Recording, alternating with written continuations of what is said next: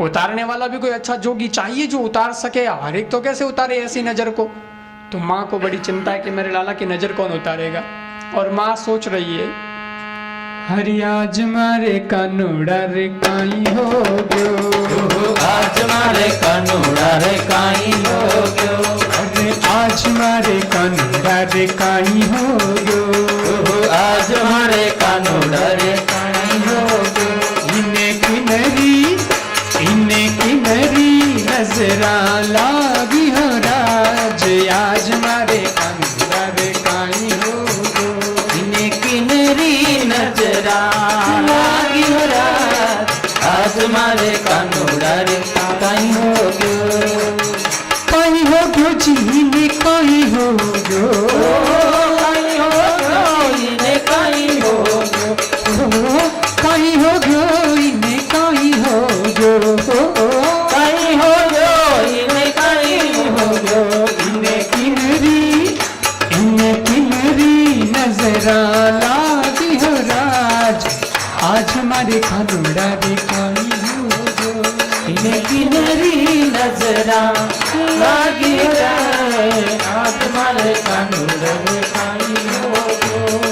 कानूड़ा ने लेन में तो पनगट पे गई थी, कानूड़ा ने ले तो पंगत पे गई थी, कानूड़ा ने लेन में तो पनगट पे गई थी, कानूड़ा ने ले तो पंगत पे गई थी, कानूड़ा ने लेन में तो पनगट पे गई थी, कानूड़ा ने ले तो पंगत गई थी, कानूड़ा ने लेन में तो पनगट पे गई थी, कानूड़ा ने ले तो पंगत गई थी। पन्निहारी पन्निहारी पन्निहारी नजरा लागी हो राज, आज मारे कानूड़ा रे काई हो गयो, निहारी नजरा लागी हो राज, आज मारे कानूड़ा रे काई हो गयो, आज मारे कानूड़ा रे काई हो गयो,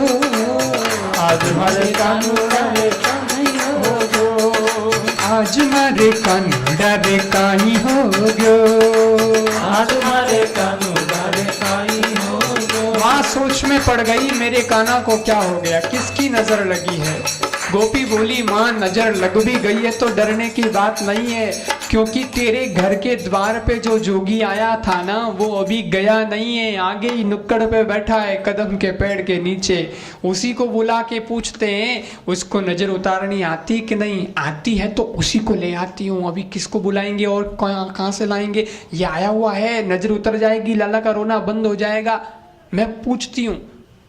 तो गोपी गई, शंकर जी बैठे थे आंख बंद करके कृष्ण को याद कर रहे थे। गोपी ने जाकर के कहा, जोगी ओ जोगी। शिव जी आंखें खोली, बाबा एक बात बताओ, आपको नजर वगैरह कुछ उतारनी आती है? नजर उतारना जानते हो? शिव जी को क्यों काई काम पड़ी हो? बोले, यशोदा जी है ना हमारे गोकुल की महारानी, उनके लाला को नज़र लग गई, वो बहुत ज़ोर से रो रहा है, आपको नज़र उतारनी आती हो तो बाबा आप पधारो और हमारे यशोदा जी के लाला की नज़र उतार दो ना। शिव जी उबा उनके मारो तो दंदो यो ही है, नज़र उतारो नहीं काम करूं। शिव जी ने सोचा अब तो भगवान का दर्शन मुझे हो ही जाएगा। भोले बाबा तांडव नृत्य करते हुए आए हैं यशोदा जी के घर के द्वार पर, और वहां यशोदा जी से बोले, हाँ कहाँ है यशोदा जी आपका लाला, लाइए उसको मेरे सामने लाइए, अब भी उसकी नजर उतारता हूँ, उसका रोना बंद हो जाएगा। यशोदा जी बोली, नहीं बाप जी, मैं मारे टाबर ने थाने हाँ मिलाऊं तो वो डबल रोना चालू कर दी। अरे बोले, ला तो सही, तुम्हारे लाला का स्पर्श भी नहीं करूंगा, छूंगा भी नहीं उसको, बस देखने दो। देखते ही बंद, क्योंकि शिवजी ने ठाए रोग है कहीं, कोई रोग है, हाँ मिलाओ तो ही बंद, तो सामने ले आओ, बस आपके लाला का रोना बंद। यशोदा जी गई है और लाला को पलने से उठाया है, छाती माथे बाटो रखर लाई है माँ। लाला ने दूरी खड़ी रही माँ। शिवजी बोले, जरा पास में आओ माँ। माँ जब पास में आई तो कृष्ण भगवान ने शिवजी को देखा, शिवजी ने कृष्ण भगवान को देखा, दोनों की आंखें मिली है तो कृष्ण भगवान का तो रोना बंद, परंतु शिव जी का रोना शुरू। भोले बाबा अब रोने लगे। शिव जी की आंखों से झर झर आंसू पड़ रहे हैं। यशोदा जी ने देखा तो यशोदा जी क्यों जोगी है चमत्कारी, मारे लाला रोनो खुद मत ले लो, लई खुद रोवे पर मारे लाला ने चुप कर दियो, चमत्कारी है। शिव जी ने कहा एक बार आप अपने लाला को मेरी गोद में दे दो, जिंदगी भर नहीं रोएगा। यशोदा जी को नहीं बाप जी मैं इतनी गेली को नहीं, इतनी गेली दिखू था मारे लाला ने थाने गोदी में दो, अरे दे दो जिंदगी भर नहीं रोएगा। शिव जी ने जब ये कहा तो यशोदा जी ने सोचा चलो ठीक है, वैसे भी कोई भी माँ अपने बच्चे को कभी रोता हुआ नहीं देखना चाहती। माँ ने देखा ठीक है एक बार का काम है, जिंदगी भर का आराम है, हमें चुप नहीं करना पड़ी लाला ने रह तो शिव जी के गोद में दे दिया। शंकर जी की गोद में श्री कृष्ण आए हैं, सांवली सूरत मोहनी मूरत, क्या छवि है कन्हैया की। और वो नटखट छवि जब आया, भगवान शंकर के हाथ में कन्हैया आए हैं, शंकर जी ने देखा है कृष्ण को, मंत्र मुग्ध हो गए, आनंदित हो गए, उनको तो समाधि लग गई। लेकिन शंकर जी के गले में था सांप, सांप ने देखा मुझे ऐसा मौका कब कब मिलेगा, तो वो सांप कृष्ण भगवान पर मंडराने लगा। ये दृश्य यशोदा जी ने देखा, मारो तो हाथ निकल गए, जोगी थारे सांप ने देख, मारे लाला ने खा जाए। शिव जी ने आंखें खोली, क्या हुआ मां? अरे तेरे सांप को देख। अरे नहीं नहीं यशोदा जी डरो मत, तुम्हारा लाला नहीं डरेगा और को कुछ नहीं होगा इसको, क्योंकि ये तो शेष नाग पर सोने वाला है, सांप तो इसका बिस्तर है, ये तो एक है और वो 1000 फण वाला है ना, उस पे तो ये सोता है। और आपका लाला जब बड़ा होगा ना तो नाग नथैया बनेगा, सांप के फणों पर नाचने वाला बनेगा, ऐसा आपका लाला होगा, डरो मत। यशोदा जी को नहीं बाप जी सही स्नाग मत, सोने वालों कोई दूध छोरो वेला थे मारे टापर दे। ले लिया वापस माँ ने गोद में, लेकिन यशोदा के गोद में कन्हैया आते ही पुनः रोने लग गए। रोन लग गया जना, बोले बाप जी वो कहीं करो, शिव जी के पास गोद में दे।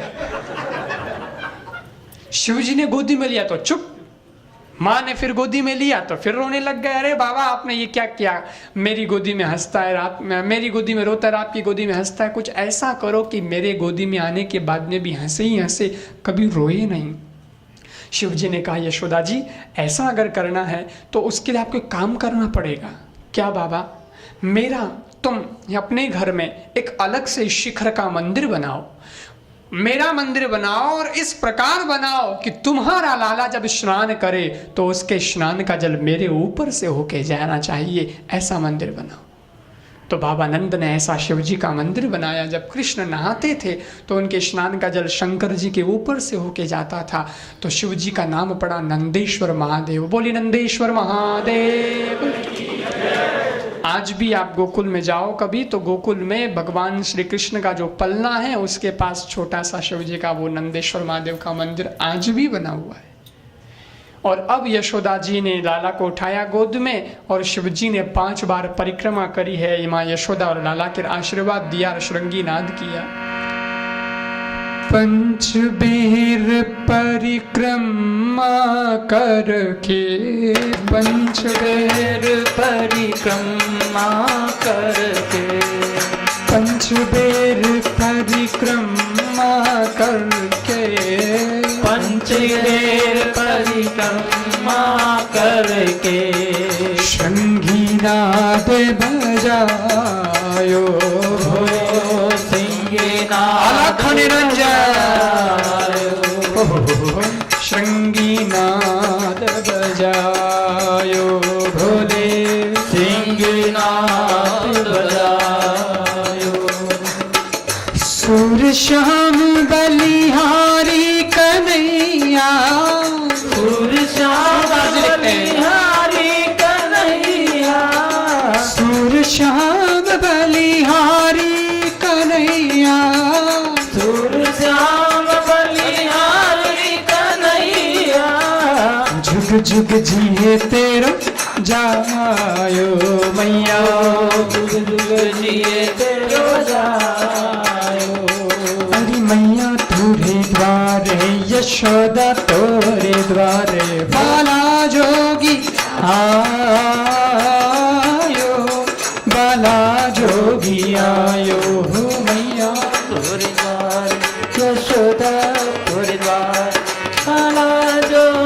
आयो हो मैया तोरे द्वारे यशोदा तोरे द्वारे बाला जोगी आयो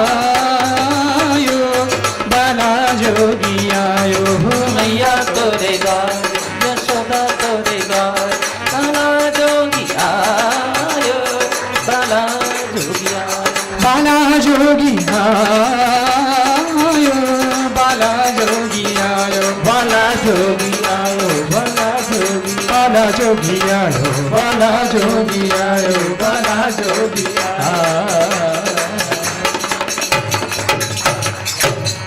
भगवान शंकर जी ने आशीर्वाद दिया, परिक्रमा करी 5 बार और कहा यशोदा जी तुम्हारा ये लाला युगों युगों तक जिएगा। ऐसा आशीर्वाद भगवान शिव जी ने दिया यशोदा जी को और भोलेनाथ कैलाश पर्वत की ओर चल पड़े।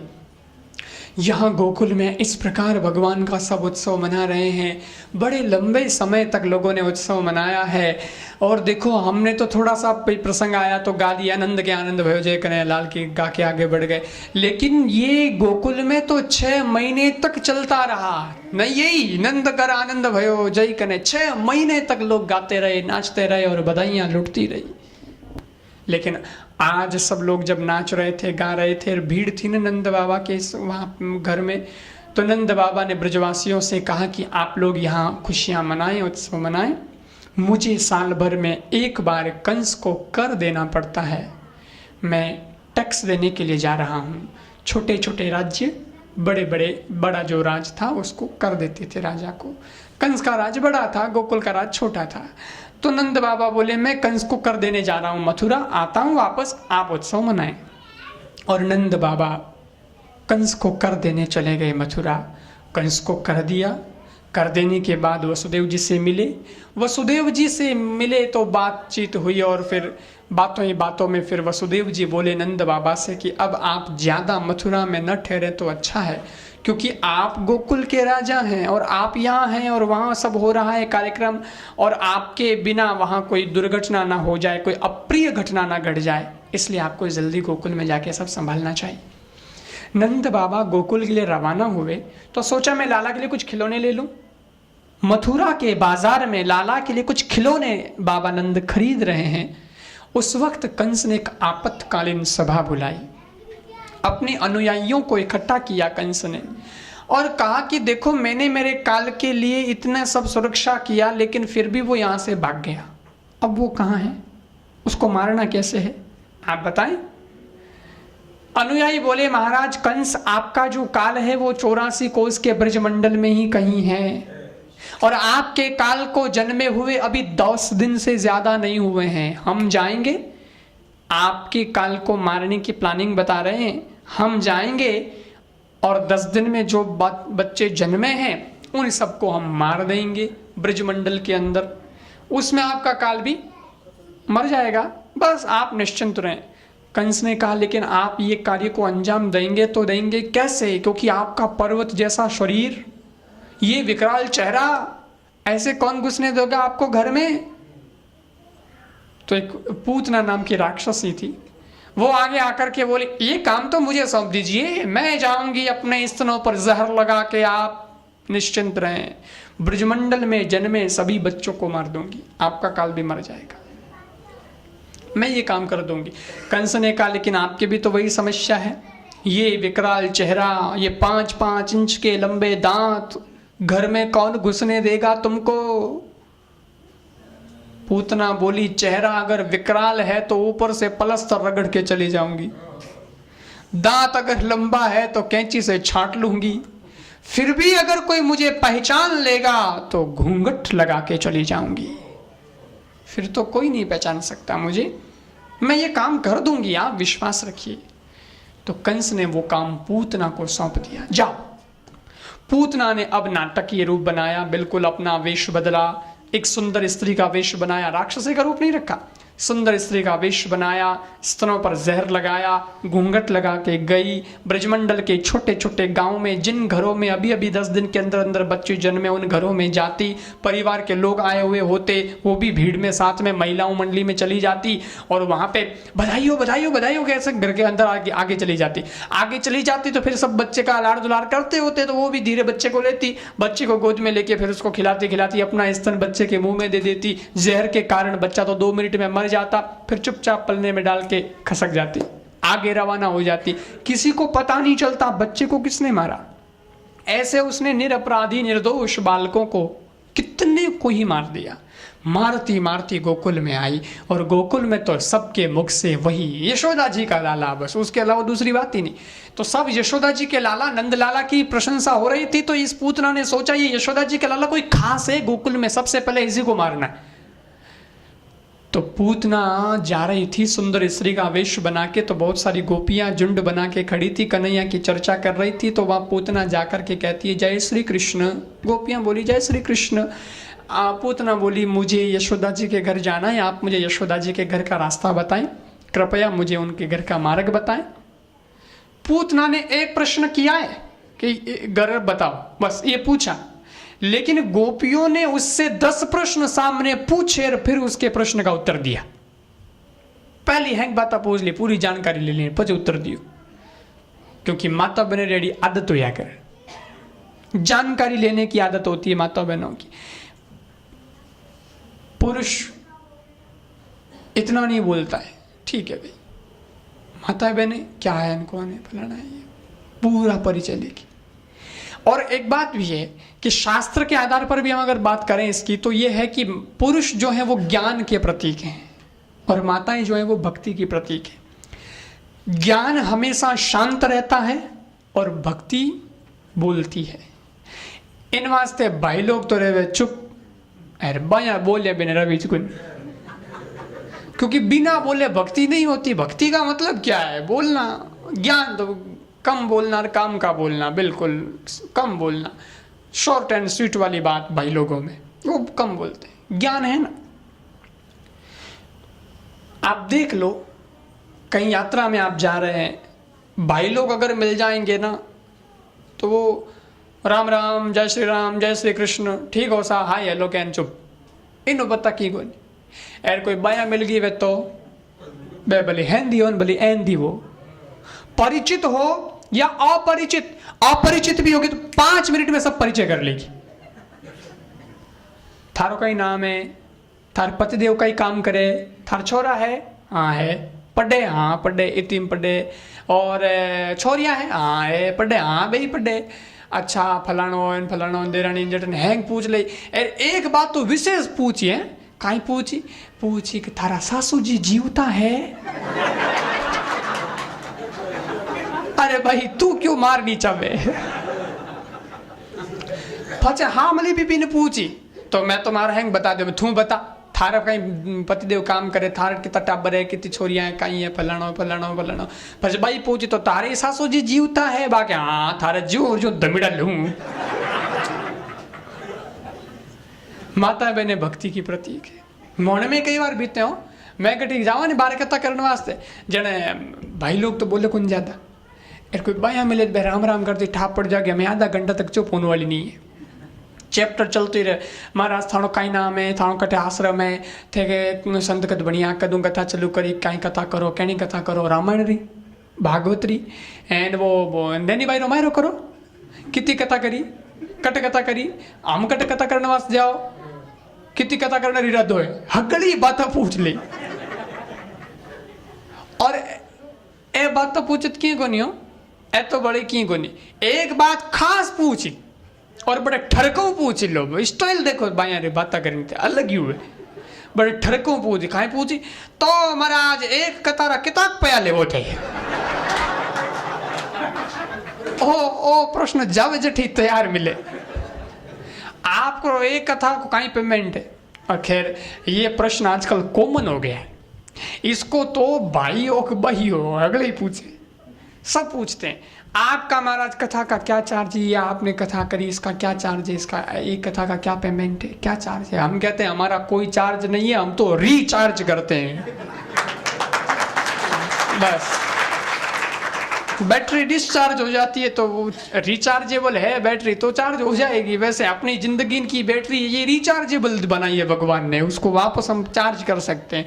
और उसका करंट कौन देगा चार्ज का? तो बोले ये कथा करंट देगी, ये ऊर्जा है। बस हम तो यहाँ रिचार्ज करते हैं बस, बाकी हमारा कोई चार्ज नहीं। अच्छा, चार्ज वाली बात समझ में नहीं आती। लोग पूछते हैं फलानी ये कथा महाराज कर रहे हैं, इनका क्या दक्षिणा, क्या इनका कथा का क्या पेमेंट है? तो भाई कथा का पेमेंट क्या हो सकता है? कथा को कोई खरीदा जा सकता है क्या? भाई कथा है कृष्ण भगवान की, राम जी की, कोई भगवान शिव जी की, सब कोई भी, तो भगवान को कभी खरीदा जा सकता है क्या? कृष्ण भगवान की कोई कीमत है? यशोदा जी को हम बेचेंगे क्या? और यशोदा जी को कौन खरीद सकता है? नंद बाबा, ग्वाल बाल, कन्हैया, ये इन सबको कोई बेचा थोड़ी जा सकता। ये तो अमूल्य है सज्जनों, उनका कोई मूल्य नहीं। और मान लो मूल्य है, 1 मिनट वास्ते मान ला अपन, भाई उसकी कीमत भी है। चलो कृष्ण भगवान की कीमत है तो कीमत है, पर कीमत चुकाने की हैसियत किसमें है? अपन कृष्ण को थोड़े ही चुका सकते, उनकी कीमत अपन थोड़े ही चुका सकते हैं। अपनी कहाँ इतना वो दम है? तुच्छ प्राणी दुनिया के हम लोग तो हैं। और भगवान परमात्मा ने हमको अगर ये कथा कहने का एक तजुर्बा दिया, तो सज्जनों ये कथा है ना, ये तो भगवान का एक प्रसाद है, उसका उपहार है, गॉड गिफ्ट जिसको हम कहते हैं। भगवान ने हमको वाणी दी है, कथा करने का तरीका भगवान ने हमको सिखाया, भगवान की कृपा है, गुरुदेव की कृपा है कि वो सारा ज्ञान मिला है। वो भी उनका प्रसाद है, उनकी कृपा का प्रसाद है कि उन्होंने हम सबको ये दिया है। और वाणी दी भगवान ने, बोलने का तजुर्बा भगवान ने दिया है। तो सज्जनों, प्रसाद का एक